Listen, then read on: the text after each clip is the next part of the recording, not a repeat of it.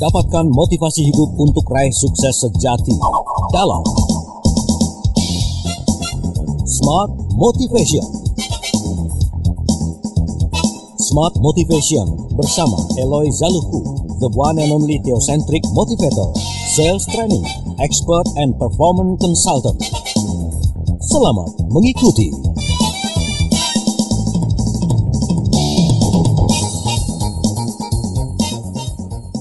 Indonesia, selamat pagi. Apa kabar Anda listeners dan juga sahabat Sonora Network dimanapun Anda berada? Hari ini Senin 6 Juli 2020, Daryl Adam kembali menemani aktivitas pagi Anda 1 jam dalam program Smart Motivation, tentunya bersama dengan founder of Theocentric Motivation and Leadership, Master Trainer of Transformational Leadership, NLP Licensed Practitioner, Team Alignment Facilitator, Sales Training Expert, and also Organizational Culture Consultant, and he is Managing Director Capson Asia Servitama, Pak Eloy Zaluku. Selamat pagi Pak Eloy. Selamat pagi Mas Daryl dan selamat pagi Smart Listeners dan sahabat Sonora di seluruh dunia. Dan wow, ini sudah bulan Juli Mas Daryl. Ya, welcome Juli ya.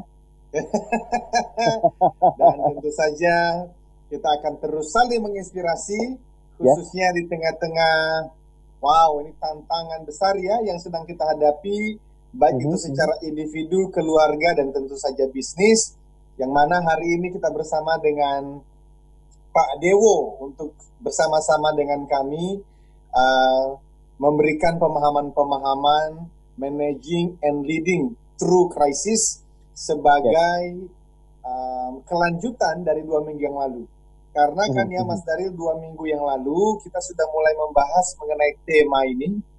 Kemudian minggu lalu hari Senin dengan Dr. Endro Tomo sebagai Direktur Utama dari Rumah Sakit Carolus sudah menyampaikan pengalaman, ilmu, dan tips-tips bagaimana kita bisa berselancar nih, bermanuver di tengah-tengah kondisi krisis, ya kalau boleh dikatakan begitu. Bagaimana bisa memimpin, bagaimana bisa mengelola. Dan hari ini kita akan lanjutkan bersama dengan Pak Dewo. Seperti itu, Mas Daryl.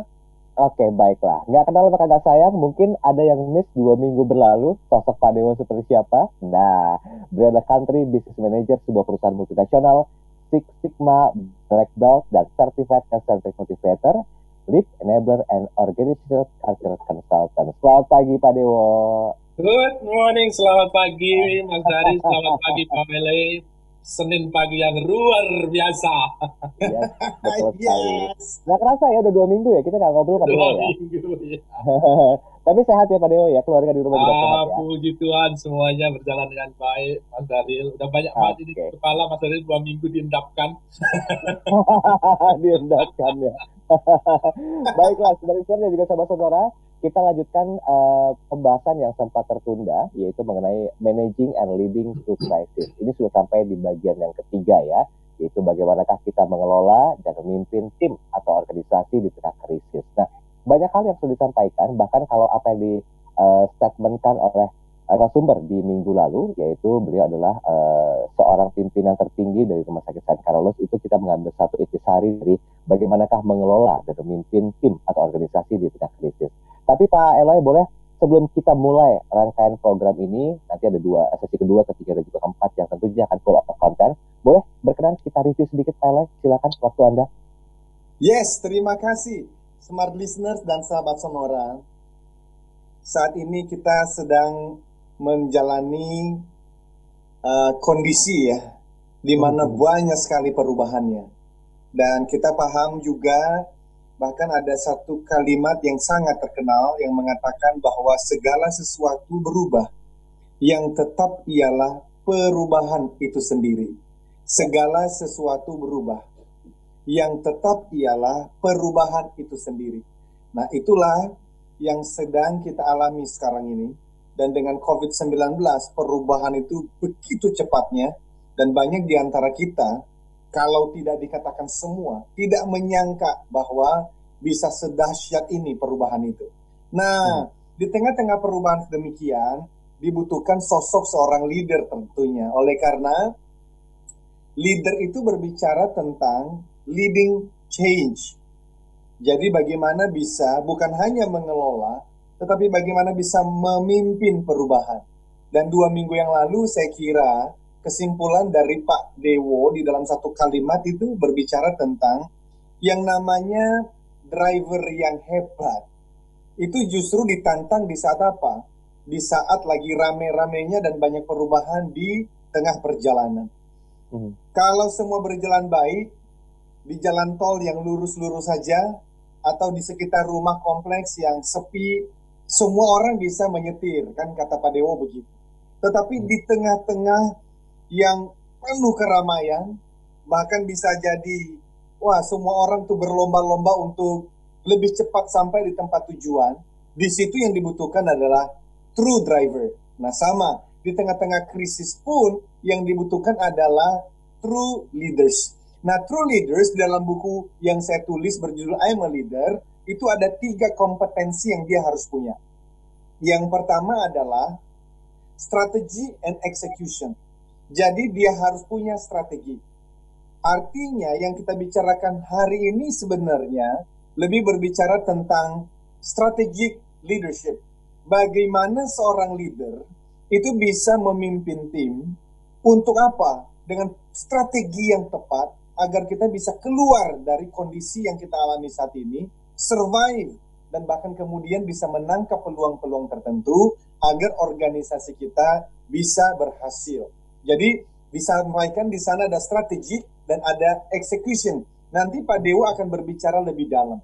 Nah biasanya setelah ada strategi dan eksekusi, ada aja tuh lagi problem, perubahan di lapangan. Sehingga seorang pemimpin hebat harus punya kompetensi yang kedua. Apa itu? Yang kita sebut dengan problem solving and decision making. Nah ini menjadi bahan berikutnya yang kita akan bahas juga bersama-sama dengan Pak Dewo, karena kami banyak memberikan konsultasi di perusahaan-perusahaan yang saat ini justru kebutuhannya adalah bagaimana supervisor managers itu bisa belajar bagaimana bisa mencari yang namanya akar permasalahan, mencari solusinya, dan mengambil keputusan walaupun keputusan itu sendiri seringkali tidak populer.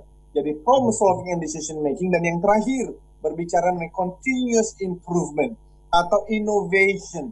Nah hari ini kita masih berbicara di level strategic leadership, dan Pak Dewo akan terus berbicara juga menolong kita memberikan pencerahan mengenai J-curve yang 2 minggu lalu sudah disinggung, dan di tengah-tengahnya yang disampaikan Pak Dr. Hendro Tomo minggu lalu saya pikir lebih berbicara tentang aplikasinya, bagaimana beliau melakukan semua ini di dalam di Rumah Sakit Carolus tentunya, dan minggu lalu sudah beliau sampaikan hal-hal tips-tips yang sudah beliau lakukan dan menjadi pencerahan bagi setiap kita. Demikian Mas Dario.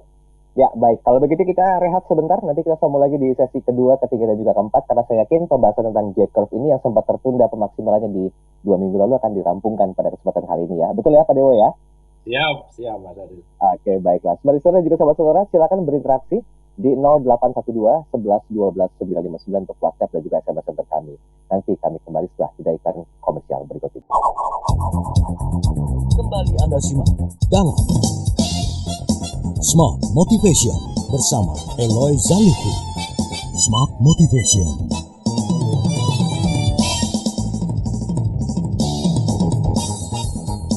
Iya, terima kasih Anda masih bersama kami dalam program Smart Motivation. Saya masih bersama dengan 2 narasumber utama pada kesempatan pagi hari ini, ada Pak Eloy Zaluku dan juga rekan diskusi kita, ada Pak Dewo atau Bapak Dwi Sapta Sedewa. Nah, hari ini kita lanjutkan tentang managing and leading through crisis ya, mengelola dan memimpin tim atau organisasi di tengah krisis. Saya tidak ingin berlama-lama, Pak Eloy Zaluku sudah menjabarkan apa yang sudah kita review di minggu lalu atau di 2 minggu lalu. Ini mungkin gilirannya Pak Eloy untuk leading Pak Eloy untuk krisis kepada Pak Dewa. Silakan Pak Eloy, mikrofonnya boleh di-on-kan terlebih dahulu. Terima kasih Mas Dario. Ya, jadi silakan Pak Dewo dilanjut Pak, kita memberikan pencerahan kepada klien-klien kita, smart listeners dan sahabat Sonora pagi hari ini supaya kita bisa berselancar, bermanuver. Bagaimana nih kita bisa mengelola dan memimpin tim di tengah-tengah kondisi yang banyak orang menyebutnya sekarang ya seperti Ya itu Pak, krisis. Lanjut Pak. Silakan Pak Dewo. Baik, selamat pagi semuanya. Saya menyapa dulu para pendengar dimanapun berada, pendengar Smart FM.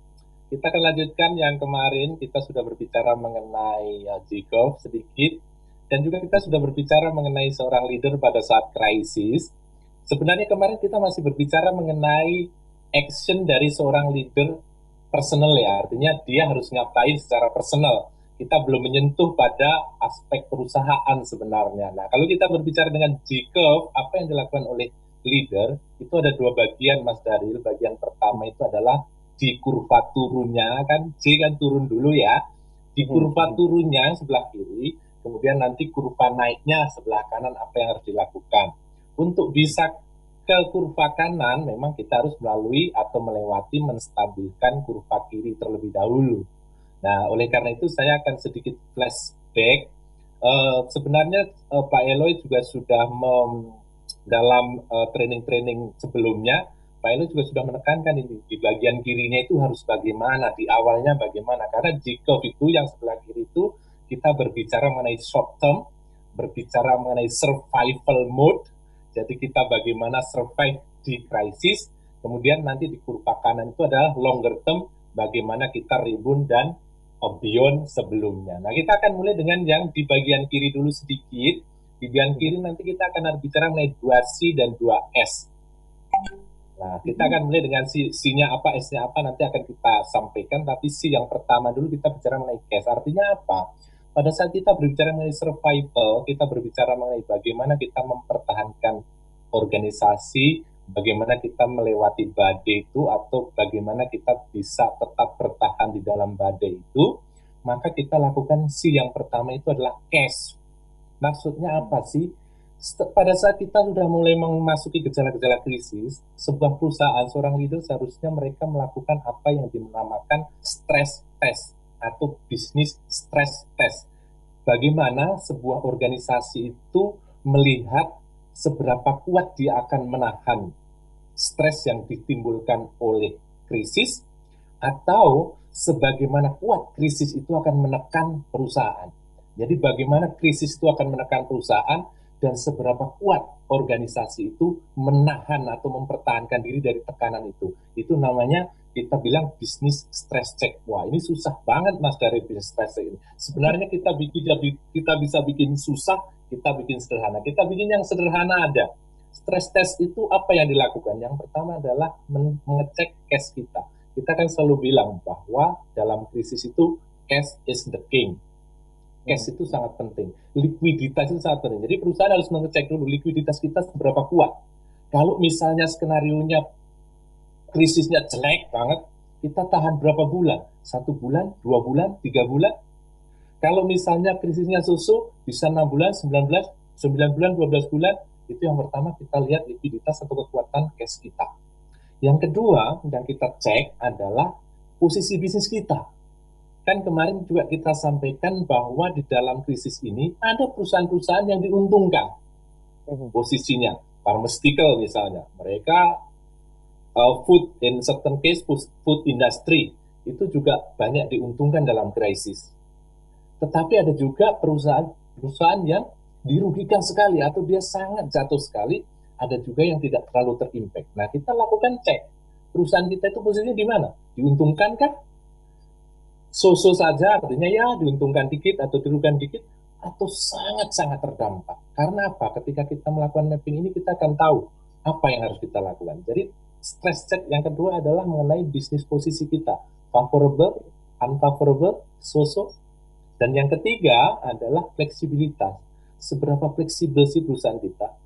Apakah perusahaan kita bisa mudah bermanuver? Apakah perusahaan kita susah bermanuver? Contoh sederhana fleksibilitas adalah kemarin kita banyak bicara mengenai temporary pivoting, kan dalam krisis sekarang ini kata pivoting itu kan menjadi sangat familiar di telinga orang. Contoh sederhana adalah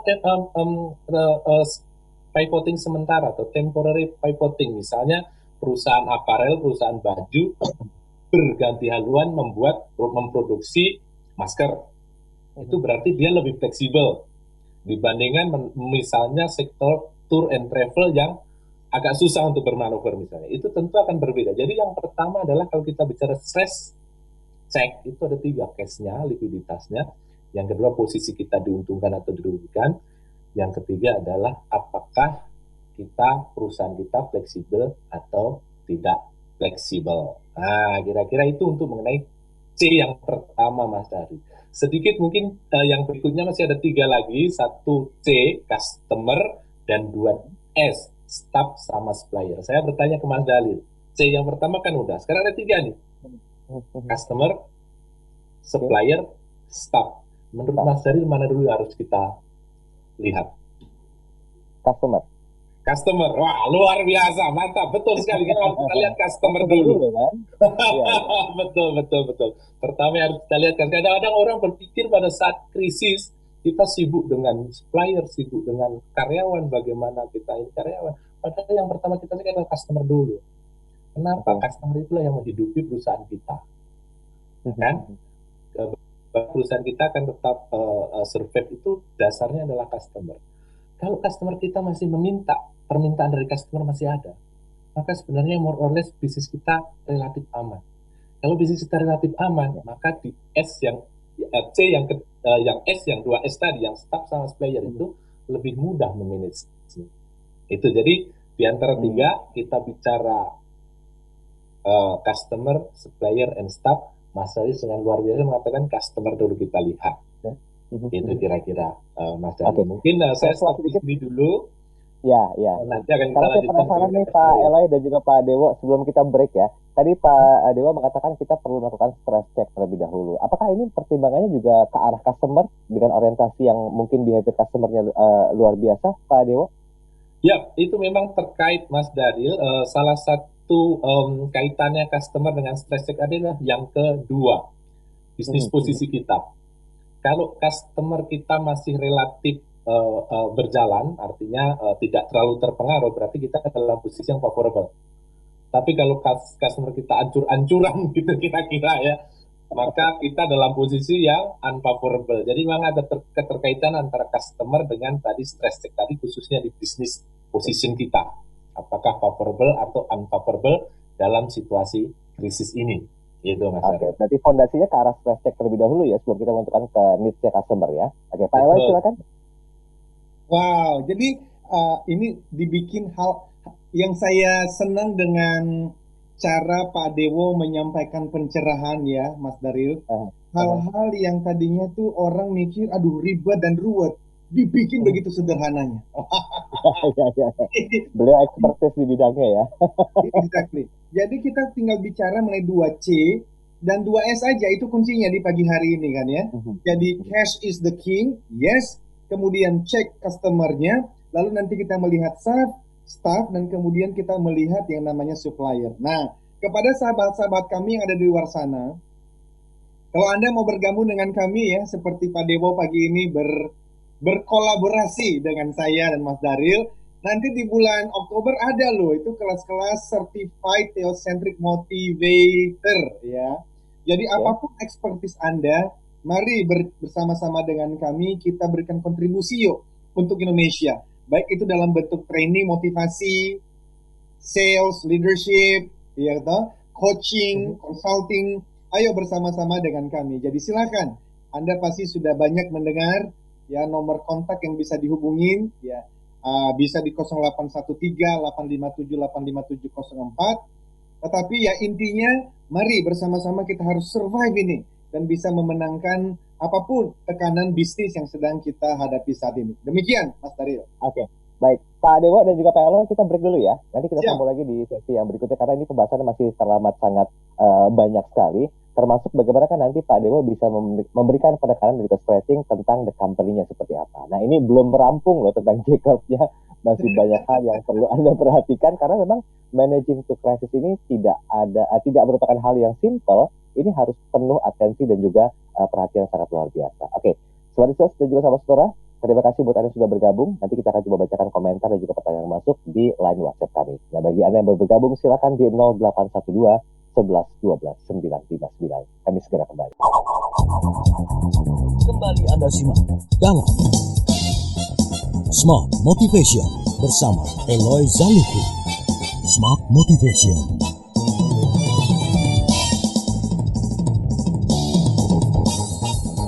Ya, terima kasih dan juga sahabat Sonora Network di manapun Anda berada. Anda masih bersama kami dalam program Smart Motivation bersama dengan Pak Eloy Zaluhu dan tamu ngobrol kita Pak Dewo, Country Business Manager sebuah perusahaan multinasional, dan kita masih fokus tentang bagaimanakah mengelola dan juga memimpin tim atau organisasi di tengah krisis.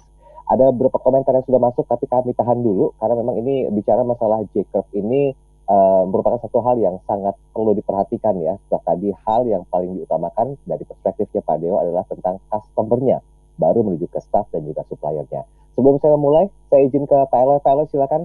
Bagaimana hal yang jadi pembahasan berikutnya, Pak Eloy? Ya, kita langsung berikan kesempatan kepada Pak Dewo untuk memberikan pencerahan selanjutnya. Silakan Pak Dewo. Baik, terima kasih Pak Eloy. Sedikit kita akan berbicara mengenai customer, tadi karena saya sudah menyampaikan. Customer customer kita itu ada dua tipe. Ada tipe yang memang secara nature dia selamat, artinya dia memang posisi bisnisnya favorable atau tidak terlalu banyak terpengaruh oleh. Tapi ada beberapa yang sebenarnya mereka butuh bantuan untuk selamat. Nah, disinilah biasanya kita berbicara, karena kita bicara mengenai customer kita. Customer kita adalah bagian dari survival, bagian dari bagaimana kita bertahan di kita. Beberapa perusahaan mulai berbicara mengenai bagaimana menolong customer kita supaya mereka tetap hidup. Yang paling sederhana adalah mereka mengatakan bahwa customer kita kasih yang paling simple, kita perpanjang payment term-nya, misalnya kan begitu ya, salah satunya, atau kita berikan pinjaman dan sebagainya. Tapi itu sifatnya temporer. Ada juga yang lebih dalam lagi, artinya apa? Sebenarnya customer kita itu siapa sih? Kalau customer kita itu selamat, maka customer kita juga akan selamat. Nah, beberapa perusahaan melakukan kolaborasi dengan customer-nya untuk membuat customer dari customer-nya itu mereka tetap memberikan permintaan atas produk yang dijual oleh customer kita. Kalau customer kita masih membeli, customer kita selamat, kita juga mudah-mudahan bisa menyelesaikan. Jadi ada dua bagian, Mas Daril. Ada yang secara simpel kita sampaikan langsung, cash flow. Bisa juga kita berikan lebih dalam lagi, ada yang kolaborasi marketing, kolaborasi promosi, bahkan tim kita tim kita dipush untuk membantu bagaimana menyelamatkan customer-nya dari customer kita. Itu kalau yang lebih dalam lagi. Nah, itu bagaimana kita mengimplementasikan tergantung dari masing-masing perusahaan, tetapi pada intinya adalah customer kita itu adalah bagian dari bagaimana kita survive. Dan juga yang tidak kalah pentingnya pertama customer kita ini sangat kita harapkan adalah dalam situasi krisis, existing customer is our treasure, our hidden treasure. Jadi customer kita yang sekarang ada itu pada saat krisis adalah itu harta karun kita. Karena apa? Nyari customer baru setengah mati, Mas Daryl. Yang bisa kita lakukan adalah memaintain customer kita, membuat mereka tetap nyaman, membuat mereka tetap bisa berbisnis, sehingga kita selamat. Jadi ini benar-benar sangat penting, makanya Mas Didi sampaikan tentang customer dulu, betul sekali, luar biasa Mas Didi, memang itu yang kita harapkan. Setelah customer baru kita bicara mengenai supplier, karena kalau customer kita selamat, kita juga harus punya supplier yang tetap survive, kita bicarakan. Atau mungkin kita sendiri yang perlu bantuan kepada supplier, kita customer kita keuangan kita ternyata kurang memadai, kita minta bantuan ke supplier kita bisa supplier produk, bisa supplier dana, misalnya bank-bank. Good news-nya adalah sebenarnya dalam krisis ini bank-bank banyak cash, Mas Daril. Jadi seharusnya cash itu tidak terlalu baru kita bicara mengenai staff. Gitu, Mas Daril. Staff itu sebenarnya tidak semata-mata karyawan kita, tapi berbicara mengenai internal operasional kita berbicara mengenai bagaimana kita melakukan cost saving, bagaimana kita melakukan streamlining. Di dalam krisis ini, kalau kita bicara mengenai bisnis proses internal atau berkaitan dengan staff, ternyata banyak perusahaan menemukan yang selama ini tidak mereka temukan dalam krisis ini, banyak duplikasi pekerjaan, banyak redundansi pekerjaan, banyak ternyata pekerjaan atau kegiatan-kegiatan yang tidak value adding, tidak memberikan adding value kepada company. Hal-hal seperti itu muncul dalam krisis madali, dan itulah area-area yang bisa kita lakukan untuk melakukan saving.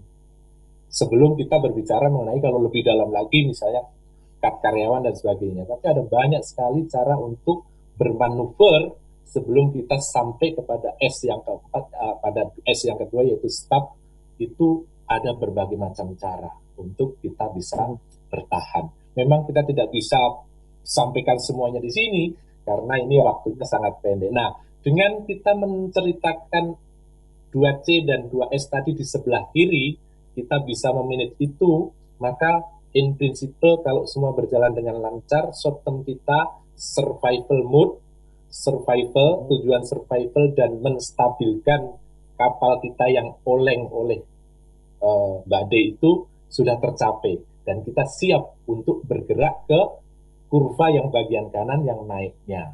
Nah, saya stop di sini dulu, mungkin Pak Eloy mau nambahkan dulu atau Mas Daryl ada. Silakan Pak Eloy. Terima kasih, smart listeners dan sahabat Sonora. Praktisnya berarti as a leader, ya kita itu berbicara mengenai cash flow. Nah, supaya kita bisa punya cash flow dan kita bisa survive dulu dalam jangka pendek ini, maka mari kita pahami sekali lagi, our existing customer is our treasure. Bahwa pelanggan-pelanggan kita yang sekarang ada, yang sudah bertransaksi dengan kita di masa-masa sebelum COVID-19, ini harta karun kita. Sehingga semua orang sales, orang marketing, bahkan semua orang di dalam perusahaan kita fokus untuk memberikan pelayanan terbaik. Kenapa? Karena tadi Pak Dewo sudah menyampaikan, mencari yang baru sulitnya sangat-sangat sulit. Bahkan kita tahu ada hasil-hasil survei yang mengatakan mendapatkan customer yang baru 5-6 kali lebih sulit, bahkan 5-6 kali lebih mahal daripada mempertahankan yang sudah ada. Jadi itu yang kita lakukan secara praktis. Ayo teman-teman, hari ini list down kembali. Siapa saja customer-customer yang mesti dihubungin, belum tentu harus langsung hard selling, tetapi lebih mencari tahu apa kebutuhannya dan bagaimana mungkin bahkan sampai pada tahap kolaborasi. Seperti itu, silakan dilanjutkan boleh Pak Mas Daryl atau Pak Dewo. Oke, ini ada komentar saya bacakan terlebih dahulu ya, Pak Eloy ya. Silakan. Dan juga Pak Dewo. Selamat pagi Pak Eloy, Pak Dewo dan juga Mas Daryl. Untuk bisa survive, yang harus dimiliki para leader menurut saya adalah be grateful, reliability, integrity, konsisten, dan juga komitmen. Pak Dewo dapat salam dari Ibu Jenny katanya. Oke, ini dari Pak Arif Hidayat. Kemudian ini ada lagi pertanyaan dari Pak Reza siapa nih? Reza RSC ya. Selamat pagi Pak Eloy dan juga Pak Dewo. Saya ingin menanyakan bagaimanakah Theocentric Motivator ini melihat dari sisi leadership style di saat pandemi COVID-19 ini. Biar gimana juga responsible for-nya masih besar para leader. Silakan Pak Eloy, kalau mau nambahkan nanti Pak Dewo. Baik, tadi yang disampaikan oleh Pak Arif, terima kasih Bapak sekali lagi atas kesetiaan mendengarkan kami. Jadi di dalam leadership itu kita bicara minimal dasar ya, basic nih, ada 2 C. C yang pertama adalah karakter, C yang kedua adalah competence. Nah, yang disampaikan oleh Pak Arif tadi definitely betul, Pak. Tapi kami mengkategorikannya di dalam karakter. Jadi ada konsistensi di situ, ya ada integritas di sana. Betul sekali. Nah, tetapi karakter seorang leader tidak cukup. Kan ujung-ujungnya mesti survive nih. Survive itu berbicara mengenai cash flow, berbicara mengenai bayar listrik kantor, cicilan, bayar karyawan. Nah, di situ udah nggak cukup hanya karakter, butuh yang namanya kompetensi juga. Nah, inilah yang kita bicarakan di sesi-sesi ini, bagaimana kita bisa survive dari sisi kompetensinya. Nah, kalau tadi pertanyaan Pak Reza tentang theocentric motivation and leadership, maka ya dua-duanya mesti punya yang tadi saya sampaikan. Karakter ya di situ berbicara minimal mulai daripada humility. Humility itu kerendahan hati. Nah, kerendahan hati itu hadir oleh karena basisnya theocentric. Theos itu artinya Tuhan, centric artinya pusat, ya toh. Jadi kita sebagai seorang direktur, CEO, manager, supervisors, kita tahu bahwa posisi ini, jabatan ini adalah amanah diberikan oleh Tuhan yang Maha Kuasa. Kita tidak boleh sombong-sombongan, apalagi di tengah krisis seperti ini. Apa yang mau disombongin? Orang-orang hebat aja bertekuk lutut kok. Kita jadi apa yang bisa kita mau sombongkan? Karena itu mulai dari kerendahan hati bahwa I need help, saya butuh bantuan. Bantuan dari siapa? Tidak langsung, tidak buru-buru meminta kepada orang lain, tetapi memintanya kepada sang pemberi amanah tadi, yaitu Tuhan yang Maha Kuasa. Mulai dari sana. Kalau sudah ada humility seperti demikian, maka kita akan lebih mindful, kita akan lebih waspada, kita akan lebih hati-hati, tetapi ada confidence di dalam menjalankan keseharian kita. Nah demikian, silakan Pak Dewo, bisa ditambahkan Pak. Ya, saya setuju.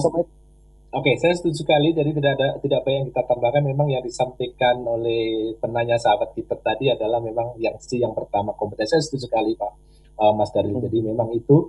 Tetapi karakter tadi pasti ditambahkan kompetensi dan akhirnya nanti kemampuan untuk mengeksekusi. Jadi memang itu adalah bagian dari proses seorang leader yang komplit. Gitu kira-kira. Itu aja Mas Daril. Oke, baiklah. Kita break dulu. Masih ada satu sesi terakhir untuk bisa maksimalkan tentang managing through crisis di part yang ketiga. Nah, bagi Anda seperti saudara juga sahabat sonora yang baru bergabung, kita masih punya satu sesi terakhir. Silakan berinteraksi di 0812 11 12 959. Kami segera kembali. Kembali Anda simak dalam Smart Motivation bersama Eloy Zaluku. Smart Motivation.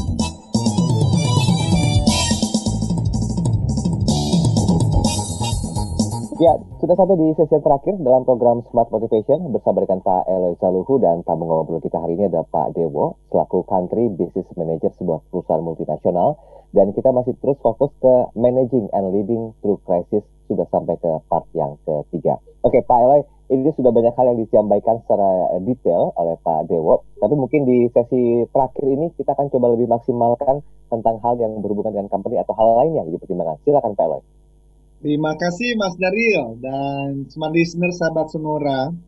Saya juga mau menyampaikan untuk Anda bisa gabung dalam live Instagram saya setiap hari Minggu malam jam 7 sampai jam 8 waktu Indonesia Barat. Kita bicara mengenai theocentric motivation, theocentric family, theocentric leadership.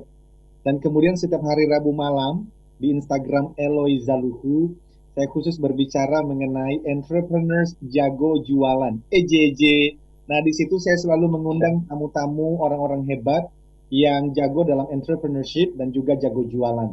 Jadi silakan bergabung setiap hari Rabu malam dan juga Minggu malam, malam Minggu ya, Sabtu malam jam 7 sampai jam 8 malam di Instagram Eloy Zaluku.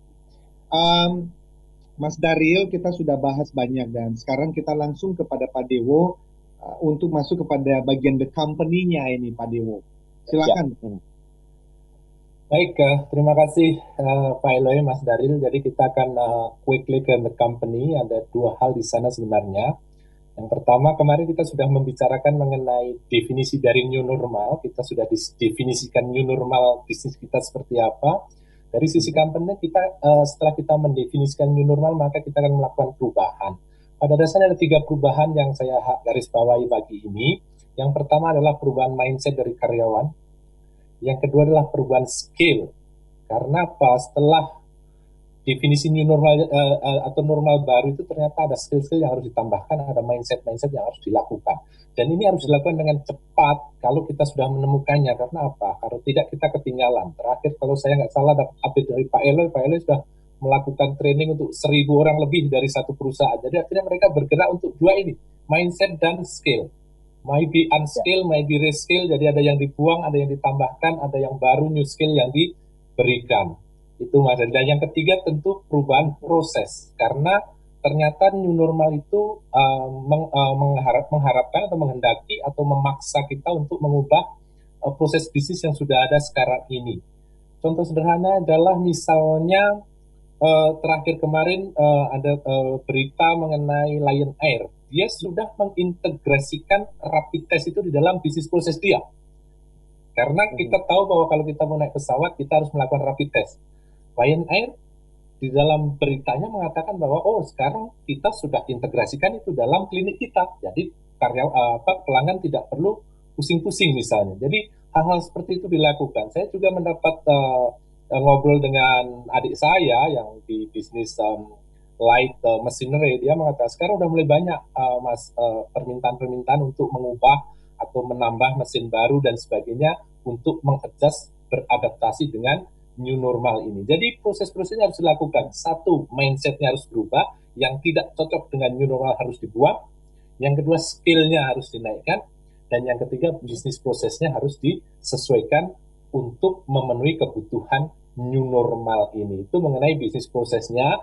Nanti setelah kita sampai di situ, habis itu ada satu step lagi. Setelah kita berjalan di new normal, ada yang namanya business proofing. Artinya apa?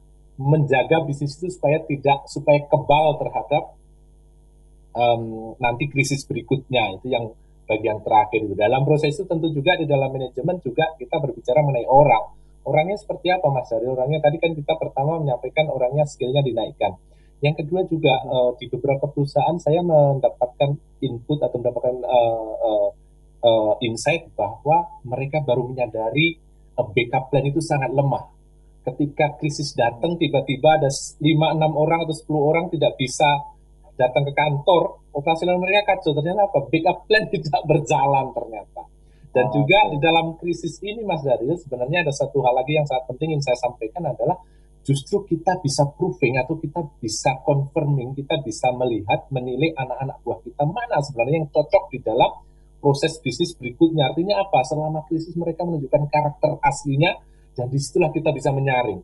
Ternyata tidak semua star yang kita pikirkan itu, star employee itu ternyata benar-benar star employee. Ada beberapa yang star, ada beberapa yang karena baik, karena mereka kelihatan bagus, karena lingkungannya aman-aman saja. Nah di situ Mas Daryl akhirnya nanti organisasi kita juga akan jadi lebih kuat dengan membuat backup yang lebih bagus dan menemukan star-star yang sesungguhnya. Saya stop di situ dulu, silakan Pak Eloy. Baik, Pak Eloy silakan. Tinggal 4 menit terakhir, kayaknya harus saya bagi waktu nih, masing-masing 2 menit untuk ambil satu konklusi tersendiri. Silakan dari Pak Eloy Zalukhu terlebih dahulu. This is good. Ini adalah kualitas Certified Theocentric Motivator, Mas Daryl ya. Dahsyat, luar biasa. Jadi ini adalah kontribusi kami untuk Indonesia.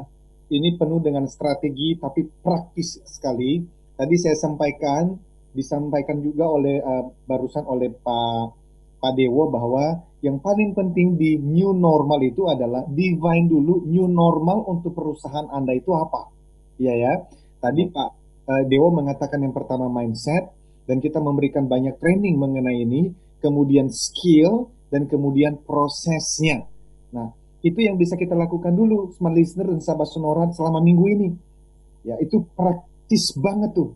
Dan lihat siapa yang menjadi star employee untuk kemudian menjadi the next transformational leader di perusahaan Anda masing-masing. Tanda melihatnya tentu saja salah satunya, lihatlah karyawan-karyawan yang tidak complaining, blaming, ya, nyari kambing hitam, nyari alasan kenapa dia tidak bisa bekerja dengan baik. Orang-orang yang justru selalu mengatakan we can do it.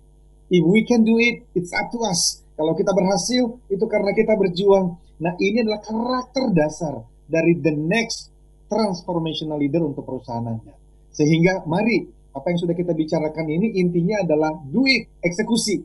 Mindset orang-orangnya harus dibangun, skill apa yang menjadi dilupakan, dan apa skill baru yang harus dipelajari, bisnis prosesnya disesuaikan, dan lihat siapa yang menjadi star employee. Demikian dari saya, closing statement boleh, silakan Pak Dewo. Baik, silakan Pak Dewo.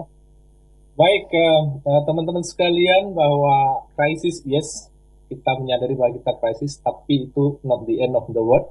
Ternyata ada kurva J, dan teman-teman mungkin bisa mengeksplor lebih lanjut bagaimana mengimplementasikan kurva J ini, sehingga teman-teman bisa terbang setelah krisis ini berlalu. Saya rasa itu Mas Daryl closing remark saya. Oke, baiklah.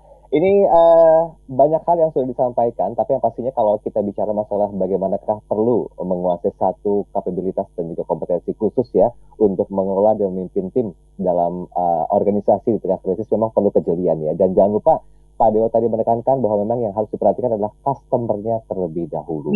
Baru nanti kita melihat bagaimanakah kita mampu beradaptasi dengan perubahan tersebut. Begitu ya Pak Dewo ya. Semoga saya nggak salah untuk mengambil intisarinya ya. Baiklah, Baristas.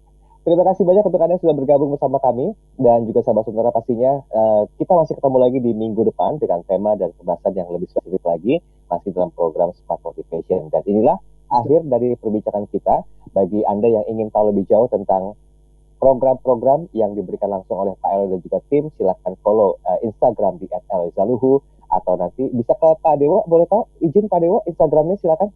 @sedewabrata, Pak.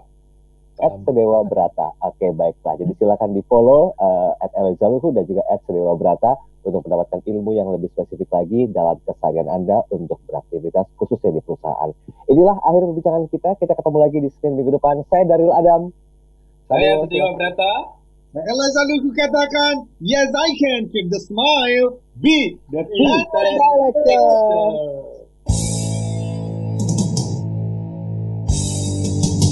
Telah Anda ikuti Smart Motivation bersama Eloy Zaluhu, the one and only theocentric motivator, sales training, expert, and performance consultant.